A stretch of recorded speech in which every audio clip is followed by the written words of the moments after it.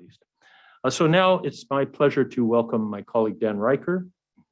So Dan graduated from Dartmouth with a degree in biology and a great fondness for rivers, which he demonstrated by paddling the length of the Rio Grande with some friends.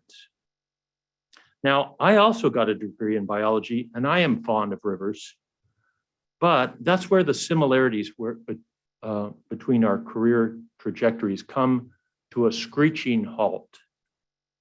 He quickly began to learn about the world of energy, including by serving as a staff member of President Carter's commission on the accident at 3 Mile Island, the nuclear power plant that, by the way, is located on another great river. Sean, you know all about the biggest tributary to the Chesapeake, the Susquehanna. He got his law degree from Stanford. He quickly moved into some important roles at the Department of Energy, and during the second term of President Clinton was the Assistant Secretary of Energy for Energy Efficiency and Renewable Energy. He was the director of Google's Climate Change and Energy Initiative for 4 years. He's currently the director of the Steyer-Taylor Center for Energy Policy and Finance at Stanford. And for the last 2 years, more or less, a number of researchers from the University of Maine and the University of New Hampshire, including myself, a team that had its own work on energy as part of a big project we called the Future of Dams with a big NSF grant. We had the pleasure of collaborating with Dan, some great students who were working with him at Stanford, together with other colleagues at the Pacific Northwest National Labs and Oak Ridge National Labs, where we examined opportunities for win-win solutions related to hydropower planning and river conservation. And Dan will talk more about that today. We're very fortunate to have Dan with us today to talk about the clean energy transition. Take it away, Dan. Did I do it? Yeah. I did it. All right. Leveraging the clean energy triangle to fight climate change. That's sort of my whole take, and I'm going to tell you about what the clean energy triangle is, because I think it's what's allowed me to work my way through all of these different positions, and I think have a little bit of impact on this great global crisis we have called climate change. And I hope I'll leave you with some thoughts on how to potentially do that yourself and some information about what I consider some of the real opportunities and challenges as well. So I always love this quote, "The future is not what it used to be." And if there ever was a moment, this is it. With fires that we're facing, droughts, floods, and just crazy, crazy weather of all sorts, all over our country and all over the world. And it all comes down to something we're doing with our global carbon footprint, something we're doing to the Earth's atmosphere. Less and less debate about what's causing climate change, although it will go on, but we know we're doing something up there. And we know the big contributors: India is at the toe, South Korea, Taiwan, China, the ball of the foot, Japan right next to it, and the US is the heel. That's a couple of meanings of that word, and I'll leave it at that. But it gives you a sense about what we're up to, and it's the global carbon footprint that we're here to try to figure out how to address, how to reduce it in a whole host of ways. Well, if the future is not what it used to be, the best way to predict the future is to invent it. And that is what I think is so exciting.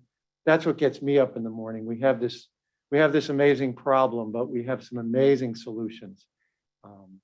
And an opportunity, frankly, to both do good and do well. So it's a real motivator for lots and lots of people.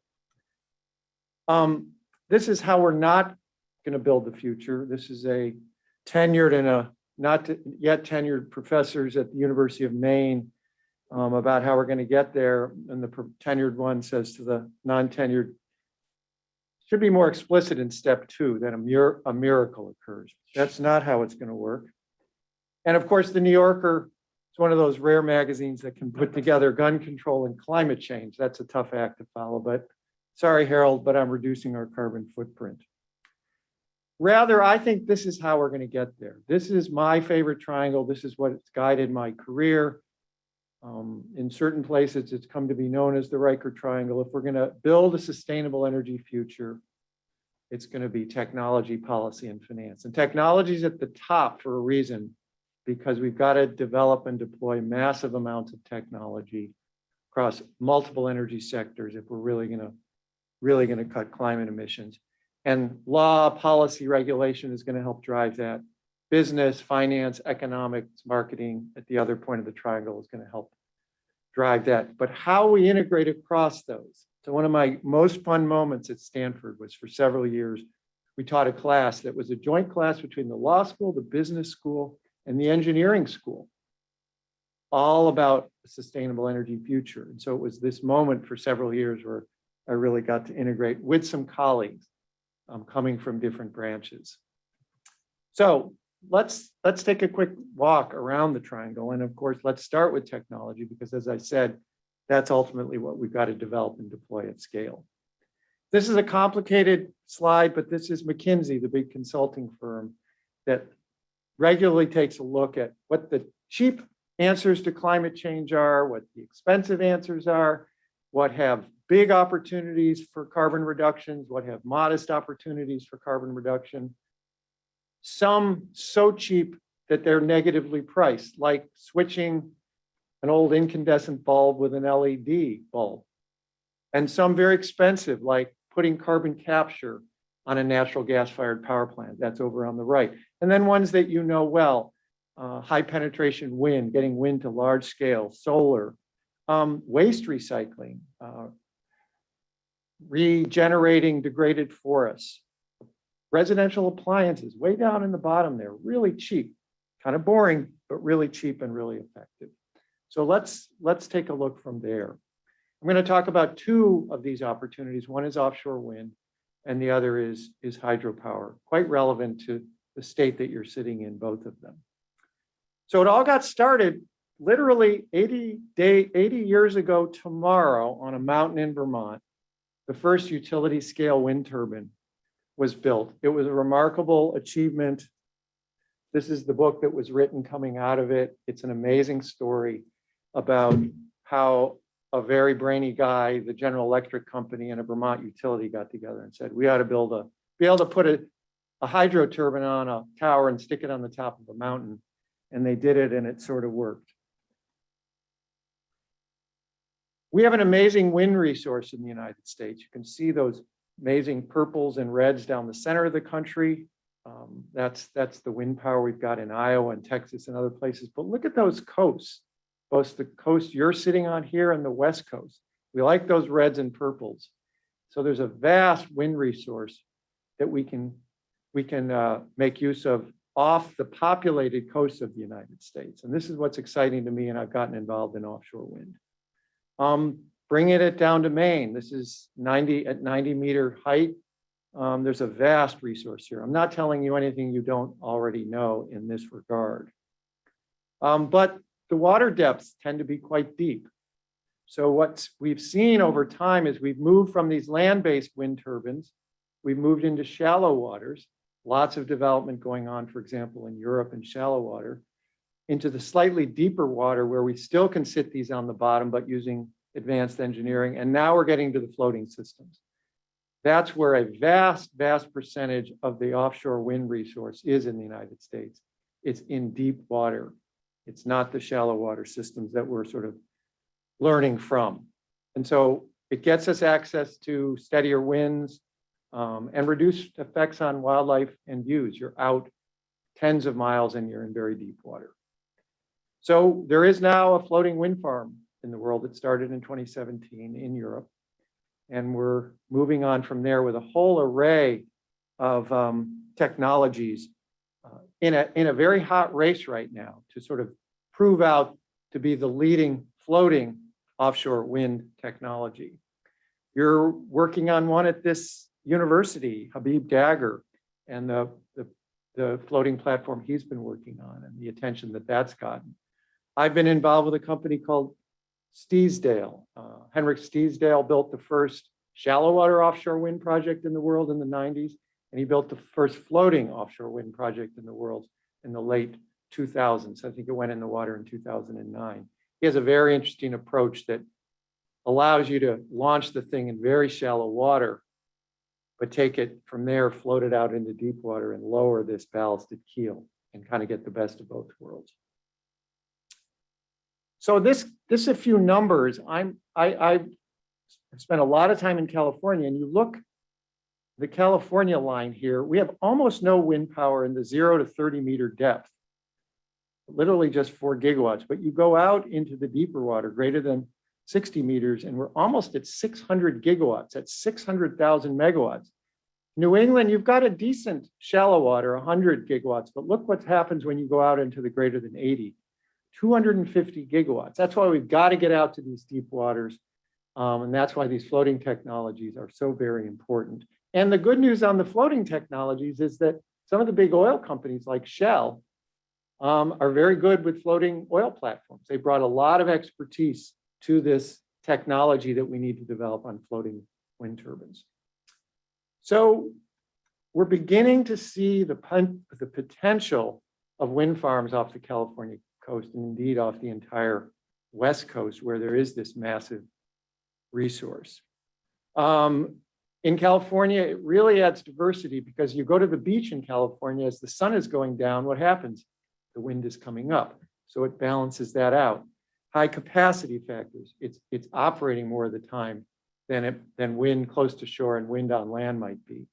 And you're connecting on the uncongested side of the grid, where there aren't lots of power lines. It's easier to bring the connection from the sea into the onshore transmission system. Something else is happening. We're closing down some major reactors in California, and guess what comes along with that? But 2,500 megawatts of transmission capacity. And in the very year those reactors are going to close down, we're likely to have our first offshore wind project. So it can hook right in to those existing transmission lines. There's a leasing process run by the Department of the Interior, the Bureau of Ocean Energy Management, or BOEM. It's a complicated process, but they know how to do it because they've done it for offshore oil for decades and decades. And it's moving forward. It's moving forward in California on the mid-coast. We also have 2 potential lease areas on the north coast. We had a problem, though, in the Trump administration, which was that the Department of Defense, which operates a major Air Force base in the vicinity of these 2 sites, was very resistant to see these 500-foot or 1,000-foot towers with blades off the coast where these planes fly. The good news is when President Biden came into office, they worked that out. The Interior Department, the Department of Defense, the Energy Department, and the developers, potential developers of these sites. And now you may have read this story just last week. The administration is planning wind farms along almost the entire US coast, the East Coast, the Gulf Coast, and the entire Pacific coast. Not just California, but California, Oregon, and Washington. And this is a big deal, as I said in this piece. What did I say? This is a very big deal. Not just this is a big deal. And so to be moving forward in this way, and just remember that map of the wind that I showed you, it's an amazing opportunity. And you're moving ahead here. This is just a couple of weeks ago. The governor's office submits a lease application for a research site for offshore wind. So this is the beginning of a leasing process off the coast of Maine that would allow for the first floating offshore wind turbines on the East Coast. And who knows, Maine may beat California in putting floating wind off the US coast. So that's a kind of a quick take of one of the key technologies that I think could grow massively, because we're talking not just hundreds of gigawatts around the world, but literally thousands of gigawatts, thousands of megawatts. It's giant. So you heard I'm a river guy first and foremost. I got to be a kayaker as a young kid, and at Dartmouth, this guy down on the right with the red gaiters on, he grew up on the banks of the Rio Grande and discovered that no one had ever navigated the entire length of the river, ever. And so for years, going through high school and arriving at college, he said, I want to do this. He convinced this canoe club at Dartmouth, which has sponsored major expeditions around the world, and we got National Geographic to pay for it and give us 300 rolls of film. Some of you may remember film Those of you who are younger may not, but that stuff you used to have to put in cameras to take pictures. And so this was an amazing opportunity for 6 months to paddle the length of the Rio Grande. We started up in the mountains in Colorado, beautiful water. It was one of the lowest water years on record though, so we kept running out of water and we kept paddling on irrigation ditches. We finally made it to the ocean. That's me holding the flag with a green jacket on, and keep your eye on that guy with the cowboy hat who's also holding the flag. He's going to come back into this story. I've gone back several times, including a major battle that I was involved with, which when President Trump proposed a wall along the entire US-Mexican border. And we came up with a better idea, which was look to the past, and President Roosevelt proposed what would have been the largest international park in the world along both sides of the Rio Grande, Mexico and the US. And we started to serve up that idea as an alternative to the crazy idea that President Trump had proposed, which was to build a wall. We got Senator Tom Udall, we got Theodore Roosevelt IV, Teddy Roosevelt's great-great-great-grandson, to join us on a trip along this. And the New York Times, sorry, not the New York Times, the New Yorker wrote a long piece about this as sort of an alternative to Trump's wall. So I have a deep passion for rivers. This fellow who I mentioned before, the guy who was also holding the flag, his name is Rob Portman. We decided in 1983, we wanted to see the great gorges of the Yangtze before the largest dam, the largest hydropower dam, and indeed the largest power plant in the world was built in these gorges. We didn't get any money from National Geographic, but North Face gave us some free parkas. So we had to pose as we paddle down the river. These are guys on a wooden raft and they fish with the bird called the cormorant. And we saw them all over the rivers, particularly the Lee River that we got to paddle on in China. And this is that same guy again. He's now Senator Rob Portman. He's a Republican senator from Ohio and has been very helpful in multiple ways on energy and climate related issues. And we've stayed good friends. He will come back into this story again. So I decided as a solar and wind and energy efficiency guy that it was time to look at a giant source of renewable power in the United States and around the world, which is the more than 90,000 dams we've got in the US. I was amazed by that number when I first heard it. Not too many years ago. I've not been a hydropower focused person until recently. And I was also surprised to learn that barely over 2% of those dams actually make electricity. Barely over 2% of the 90,000 plus make electricity, and they have lots of other uses. And a fairly large number of them have no use at all and should be taken down. So this was kind of an interesting set of data that motivated what came from here. Lots of megawatts of hydropower spread across the country. And over 90% of our electricity storage in the United States doesn't come from batteries at this point. It comes from what's called pump storage, pumping water from the bottom of a hill, a reservoir, to a top of a hill with another reservoir. And when you need the electricity, the pumps turn into turbines the next day and you send electricity back into the grid. These were mostly built in the 1970s and 80s to take the excess electricity from nuclear power plants at night when they didn't have much of a market. And they would pump the water uphill, pump it back down the hill, or let it run back down the hill through the turbines the next day and put that nuclear generated electricity on the grid where they could get paid more for it.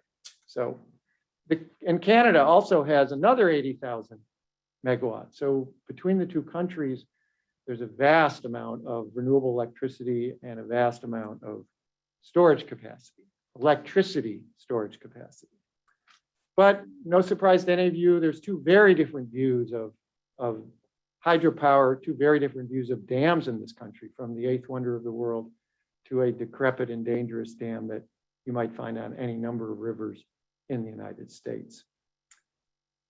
Hydropower can do a lot for the grid. reliability, flexibility, when the grid's getting into trouble, you can ramp a dam up, ramp it down, low carbon electricity, no surprise. Increasingly, the wind and solar industry is looking to hydro. When the sun goes down, hydro goes up. When the sun comes up, hydro goes down. I mentioned pump storage already. Same thing with wind and electricity storage. And then meeting these ever stricter energy and climate mandates. So it's got a big role to play. However, lots and lots of impacts. And you know all these: habitat, fish mortality, dramatically altered flow regimes, water quality, emissions of greenhouse gases, particularly methane from reservoirs, and indigenous rights. Lots of tribes' lands were taken from them to build hydropower reservoirs, to build dams. And so a major issue there. So at Stanford, we began to ask this question: maybe we should look at hydropower as both a climate solution and a climate challenge at the same time. I'm sorry, and a conservation challenge at the same time. Climate advocates, hydropower, pump storage, seen as critical to meeting these increasingly stringent carbon reduction goals. But the environmental community, the conservation community point to the damage, the significant damage caused by US dams in the sort of ways we just looked at. We can expand US hydropower, and there's one way we're not going to do it in this country, which is to build new power dams. That era is mostly over. It's mostly over in Canada as well. It's definitely not over in other parts of the world. But what we can do is replace the old turbines in existing power dams. We can power that 97.5% of the 90,000 dams that don't make electricity. We can begin to power some of those. That's taken off. There's increasing investment. And we can expand pump storage. But we're not building old-fashioned pump storage where you have to build a dam on a river and create a reservoir and pump it up to the reservoir on the top of the hill. Both reservoirs are now being built off the river. So you dramatically decrease the controversy about those kinds of facilities because you're no longer building a dam on the river. These are called closed loop as opposed to the old-fashioned open loop systems. And then, of course, lots of things happening at the very same time. The president calling for 100% clean electricity. We've got a 100% clean electricity mandate in California. We now have states that are beginning to mandate electricity storage capacity, like a large number of states have been mandating clean electricity. And bringing it back to home here, this was a bit of a inspiration for us at Stanford as we began to develop this process that I'm going to explain in a second. And that is, of course, the Penobscot, where a great project was undertaken with the hydropower industry, the environmental community, and the Penobscot tribe that ended up, after many years of negotiating, having some dams taken down, having some dams fixed up.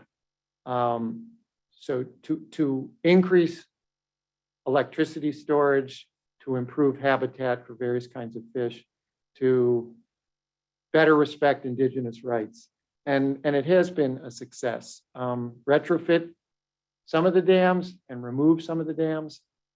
And energy is slightly more than it was, even though a couple dams were taken down. And I will tell you, this is an incorrect slide. That should say river herring, not salmon, because I understand the salmon have not come back as much as they were hoped to come back, but river herring have come back. So we have had some success in the fish category. So these are the questions we asked ourselves. What if we could better value these grid-related benefits of this low carbon electricity and maybe generate more, increase something the wind and solar industry needs, which is grid integration, improve the safety and environmental performance, not just the hydropower dams, but all 90,000 dams. And what if we could expand free-flowing miles of US rivers for climate resilience and fish? So this is what we launched into with partners like the University of Maine. We negotiated for 2.5 years. The goal was to better address climate change and protect rivers through a smarter approach to hydropower. The specific objective, this is really what we were pushing for, was a 2020 agreement between the industry and the river conservation and environmental community with the tribes at the table as well.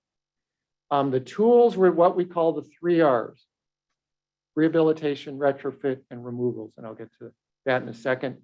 And the forum was at Stanford, something called the Stanford Woods Institute, the uncommon dialogue process. This is a process that's existed at Stanford for quite a while to get warring parties to come to the table to negotiate over sustainability challenges and opportunities. So the 3 R's, this is really the day-to-day operations of this. Rehabilitate some of the dams for improved safety and environmental performance.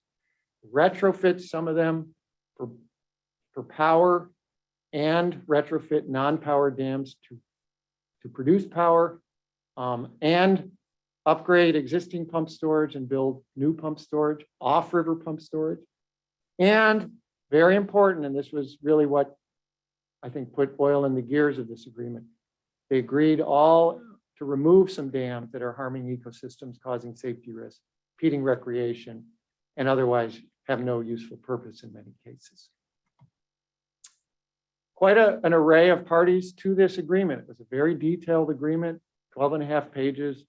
American Rivers led the negotiation for the environmental community, but World Wildlife, Union of Concerned Scientists, a whole set of environmental organizations, and then the National Hydropower Association, and a whole variety of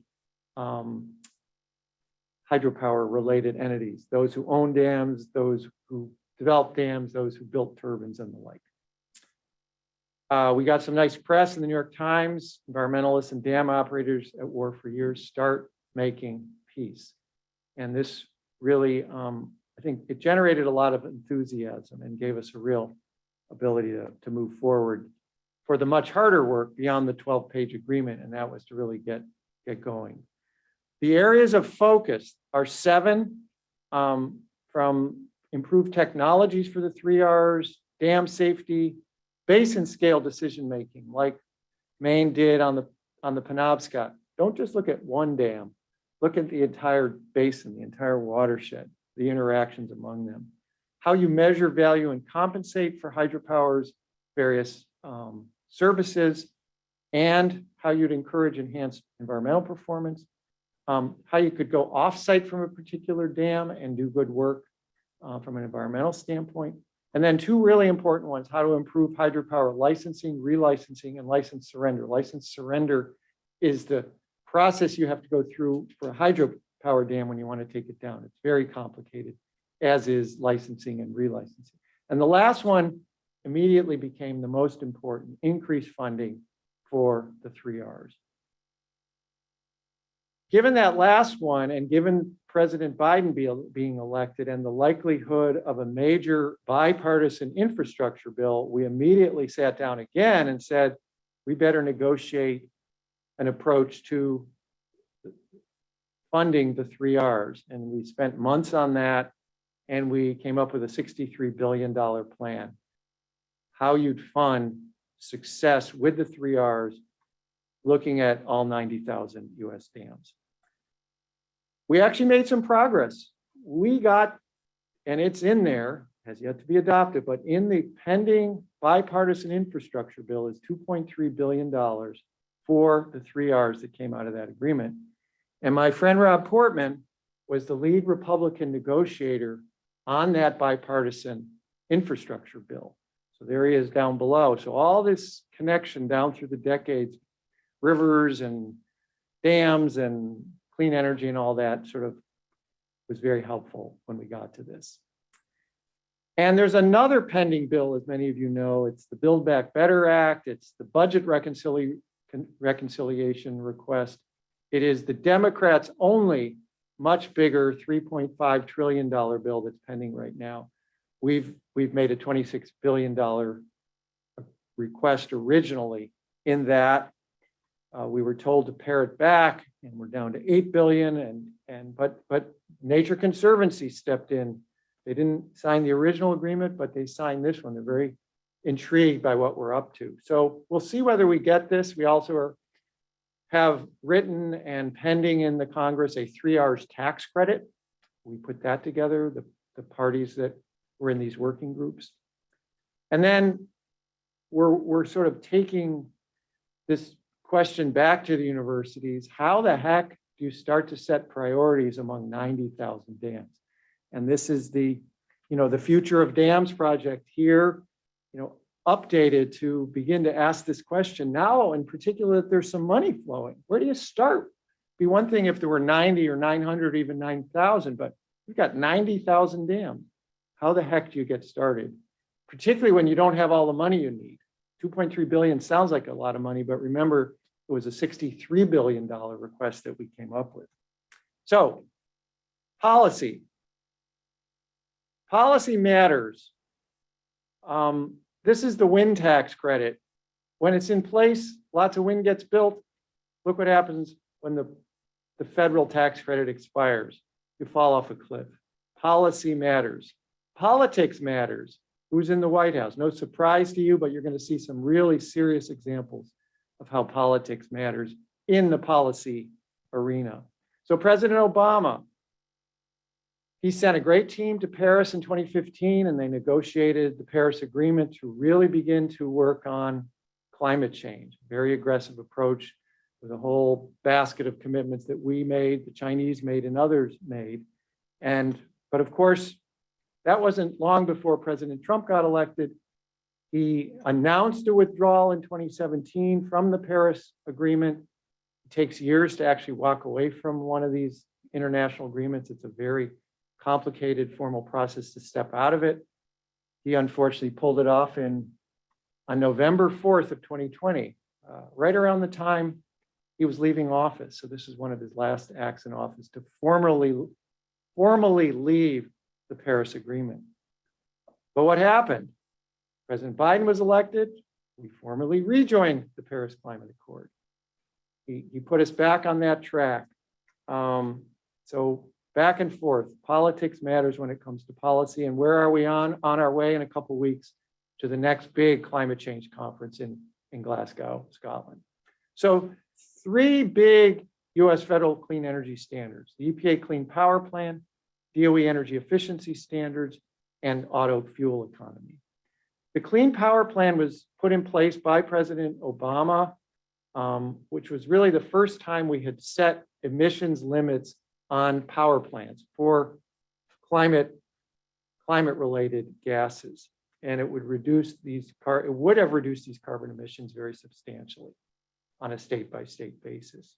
It was our largest element of the Paris commitment that we made.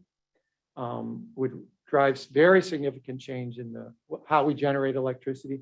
And the darker the color of the state, the deeper the reductions they were going to be ordered to make by EPA. There's a third branch of government, which is the judiciary, and immediately major lawsuits filed to overturn the Clean Power Plan.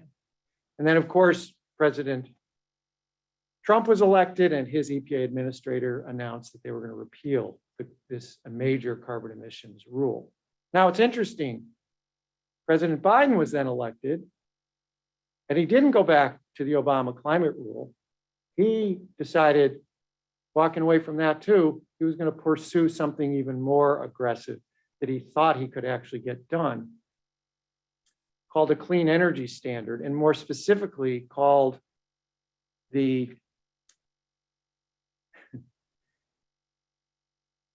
Clean Energy Performance Program, CEPP, the biggest federal climate policy you've never heard of. This is essentially says to states, you're going to increase your deployment of clean energy, and we're going to pay you to do it.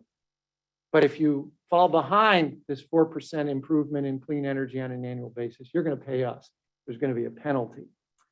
Why did they do it this way? Well, they wanted to push it through this budget reconciliation process where you don't need over 60 senators voting for you, only need 50. They figured this was a way that Democrats, by turning this into a budget requirement as opposed to a mandate, could actually get this big carbon reduction going.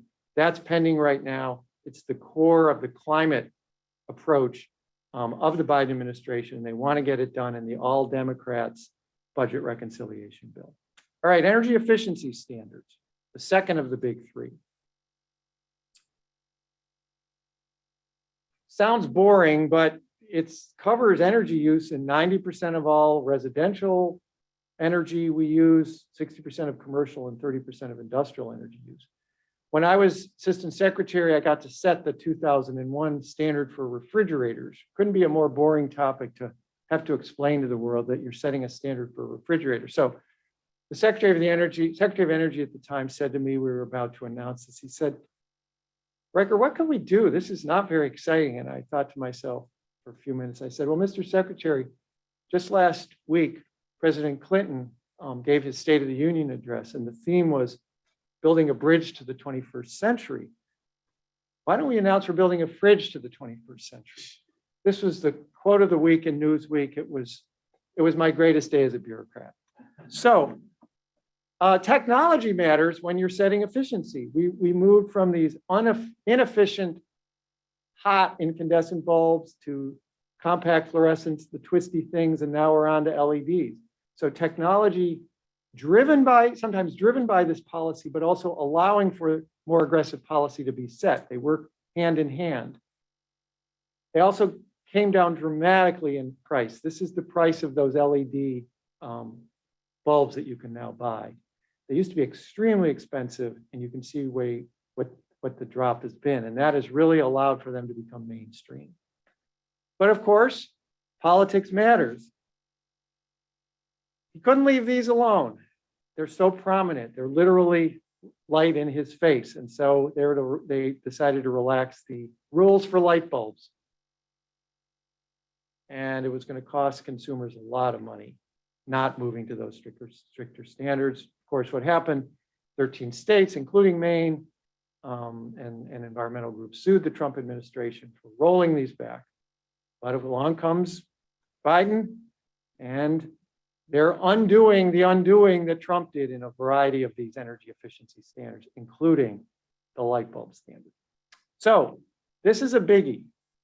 Most people don't really care about how much energy they use. It's hard to convince them to think about it. It's just, we got too many things going on in our life. With one exception, people care about what they pay at the pump for gasoline. And I had this personal experience. I delivered our third child at a gas station on a cold day in Vermont. In that front seat of the Volvo wagon you see there, because the infant seat got stuck in the back seat. So my wife gave birth in the front seat. We go back on an annual basis with this kid. He's now 18, and we take his picture.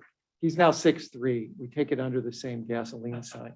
So anyway, so what did President Obama do? He announced these very aggressive new fuel economy standards. We were on our way to 54.5 miles per gallon by 2025 for both cars and light trucks. Same story, rolls back plans to raise fuel economy standards, confirms that it will seek, look at down at the bottom, it also confirms that it will seek to strip California of its special authority to set its own standards. So don't always remember, the states have a lot of authority when it comes to all this. I've been mostly talking federal, but California, 5th largest economy in the world, and has independent authority for auto fuel economy standards. It's a big deal. A bunch of states followed California's lead, including Maine. Trump administration ended all its negotiations with California. So they went ahead and challenged California's attempt to set its own fuel economy standards. They finalized the rollback just before he left office again. This is the way Trump did it.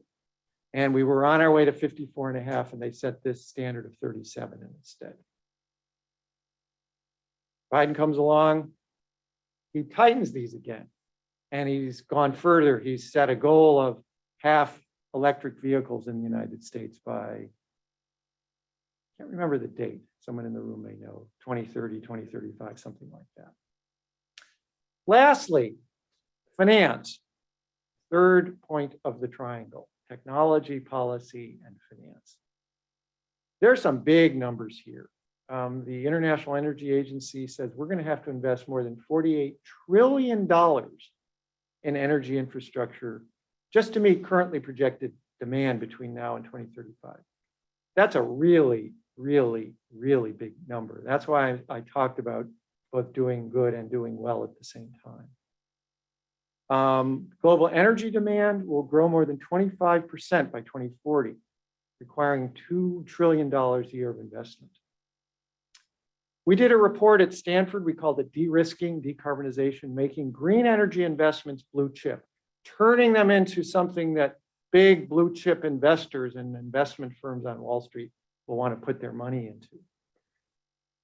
And we ran the numbers, and in the US, clean energy investment needs to triple almost immediately to halt catastrophic climate change. This is the major conclusion. So we've talked about the quantity problem. We've got to triple it from 0.75 trillion, 750 billion a year, to well over 2 trillion a year to have a shot at keeping global warming under 2 degrees C. We've got a quality problem. The conservative risk profile of most investors don't align very well with the often high-risk nature of many clean energy projects today, where you're trying, for example, to prove out a new technology, or you haven't built very many full-scale projects. And then the location problem. A lot of the money is in the developed world, the US, Europe, but a lot of the need is in the developing world. So that's another mismatch that we've got in the finance regime when it comes to getting clean energy deployed at scale. So we looked at all sorts of things you could do in policy, in investment, project development. How do you speed up government approvals and permitting? We got to do that. But we've also got to be respectful of the environment. We've got to be respectful of tribal interests. We've got to be respectful of all sorts of things, but we've got to speed them up if we're going to get enough projects built fast enough. So the whole set of things that we outlined in some detail in this report. And lastly, we did a report on the real growth sector on the planet, which is China. And in China, their growth in solar energy, which in many ways is the bright new kid on the block when it comes to real opportunities in renewable energy. I did get to go back to the Three Gorges Dam, and we did this major report on China. It's such a big dam, you can barely see the other side at this point. Again, 23,000 megawatts, 23 large nuclear power plants worth of electricity. China has become the world's solar factory. We used to make a lot of the solar in the 90s and early 2000s. We're there in the green and China is in the red. But fast forward to 2017, they make most of it, and it's gotten even more lopsided than that. We make almost nothing in the US anymore. They also were never much in the way of deployment. They sold it all overseas, but now they're doing massive solar deployment, the largest in the world. And this is a really complicated one, but China was never good in innovation in solar, but they are becoming good. And that little red circle was the first time they made this famous chart kept by the National Renewable Energy Lab of the highest performing solar cells of a whole range of different technologies. And China made it onto this for the first time. So innovation was also part of their ecosystem. So in many ways, China's winning the clean energy race. But this is where I'm going to end. We're still doing good stuff in this country. That's actually my house. And this is the Tesla solar shingle that is sitting on the roof of my house. This is both the roof of my house and the solar generating electricity. So in one episode, I got both electricity production and I got a roof that'll last 50 years. We replace between 5 and 6 million roofs a year in the United States. Imagine getting into that market. Not that you have to put the roof on and then you got to go separately and buy the solar panels. Now you can do it all at once. The New York Times did a piece on this roof. We were included at the end. It was an unfortunate piece because it criticized Tesla for raising prices for these things. We're going to have some bumps in the road in getting this deployed, but we've been at these solar shingles since the 90s and even earlier. This was one failed attempt back in the early 2000s. But we finally pulled it off. These are going to come down in price dramatically and going to be a lot more competitors. And with that, please remember the triangle as you think about your careers as students, as you think about your work as professors here. You're probably going to end up at one point of that triangle, but the more you can learn about those other two, the more you can integrate across them, the more you're going to have real impact, as this center is trying to do, as we're trying to do in our work at Stanford, and as all of us, I think, are trying to do, and a real ability to do good and do well at the same time. So integrate across this triangle, get smart at one point, but do take a look at the other two points of the triangle. And so with that, be happy to take your questions.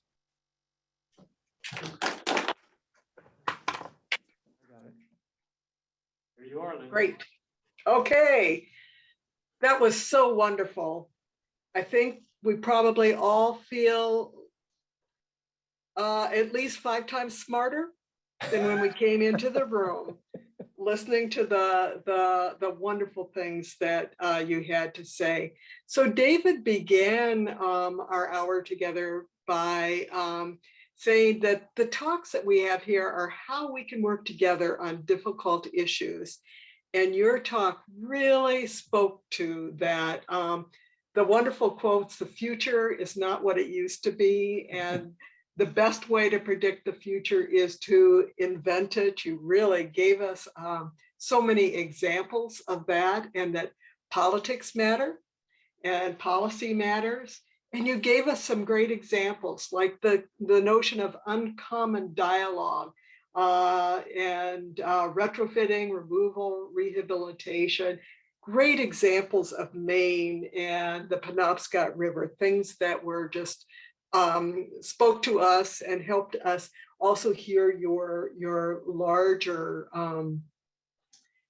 story and just the great things you've been doing. So one of the things that you talked about is taking the questions back to universities. So how do we get started in doing this? What are your thoughts about that? Well, so so first of all, I am not a tenured professor. I've been what was I called for a while, a professor of practice.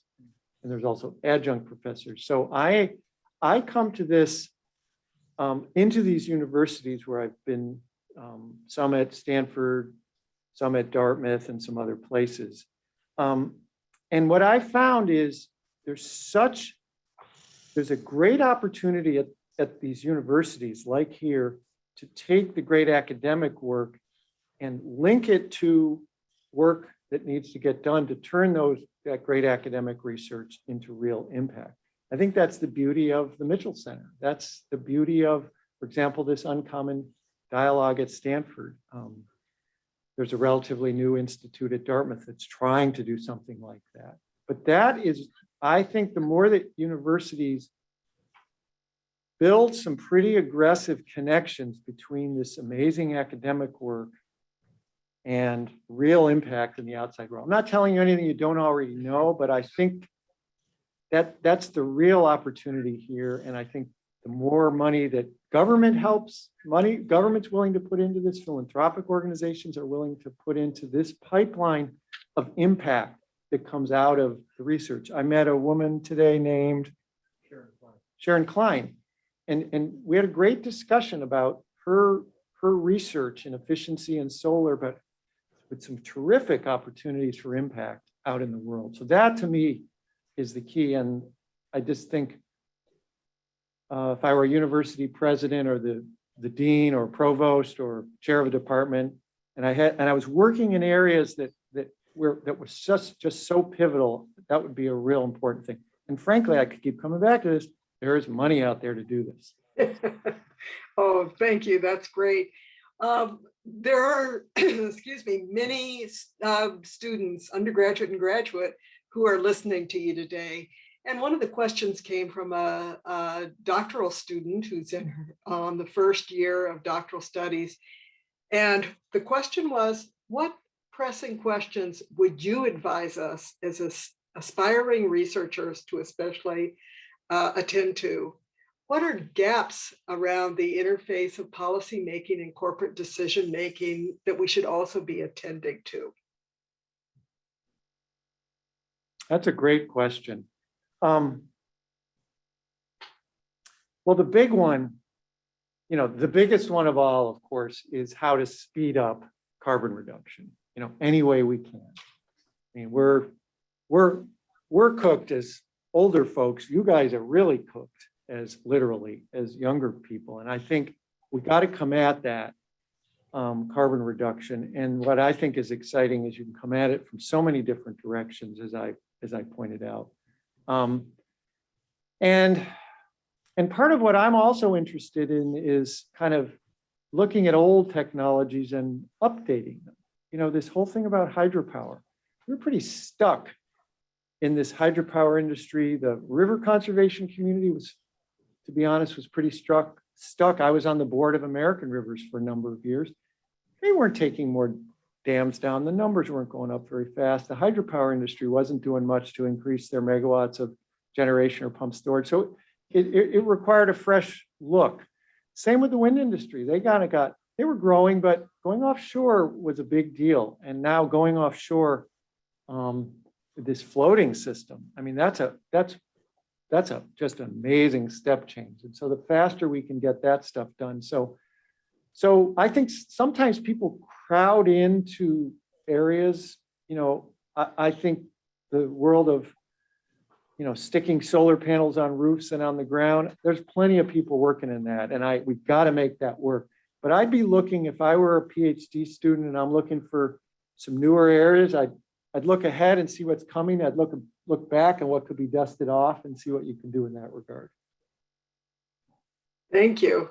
One of the great points you made, and you made it in your words, but also with your slides, is you said, I'm a river guy, which was just great. And you gave us some interesting stories along with the statistics in terms of that there are 90,000 plus US dams, but only 2% make electricity. And that we need to be thinking about that and trying to, as you were just saying, we need to think about how to reframe some of the technology that we have there. Just a quick personal example is what we did in my family on every vacation, because my dad was an engineer in Iowa, is we went to see the new hydro dams that were being built out to Washington, out to all kinds of different places. And my dad would stand there and say, there's nothing better than this. So how do one of the things that was really great is you said we need to understand that we've got to think about dams differently, and it's another opportunity for innovation. If you wanted to encourage some students to think about this, are there certain resources you would suggest that they look at, or people that they talk to in terms of this kind of thinking about the importance of technology, but also we have to keep reinventing it? Well, one of them, which we're just starting on a project at Stanford to kind of follow up on 3 Rs, we may be working with University of Maine, UNH, Dartmouth, is on something called the National Inventory of Dams, the NID. It's kept by the Army Corps of Engineers.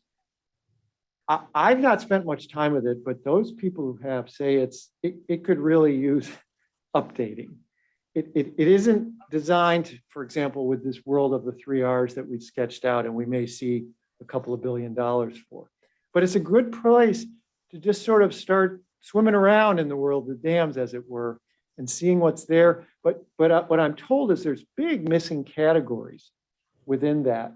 So that in and of itself, we've got 2 Stanford engineering students who are going to spend the next 10 weeks just beginning to dive into some of that. And we hope to have a much larger project as part of how we get started with the 90,000 dams. Is that the right data set? Could that be improved, or do we need to develop other data sets? These multi-criteria systems for decision making, how do those, which is what's as part of the Future of Dams project. There's a lot of cool stuff that I think you could pull together in this context to take a fresh look at this very old infrastructure. And I'll say one last thing quickly, which I regularly say. Dam safety, in all of this work we've been doing with at Stanford, with these other universities, with the DOE labs, dam safety just didn't get, in my view, enough attention. When all is said and done, human lives come first.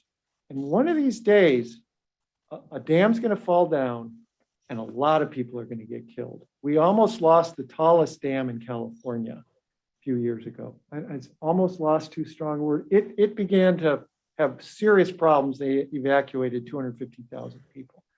Imagine a big dam coming down. So many people live below some of these. We've really got to get serious about dam safety in certain states. State like Alabama, which decided it didn't even need a dam safety office. They don't have a dam safety office in Alabama. We got, somebody really wants to get into that aspect of this. I think we need advocacy, we need research, we need a whole host of things. So Linda, I think we're at time. Okay. And I'm sure you've got more questions, and I do too, and I bet people in the room do.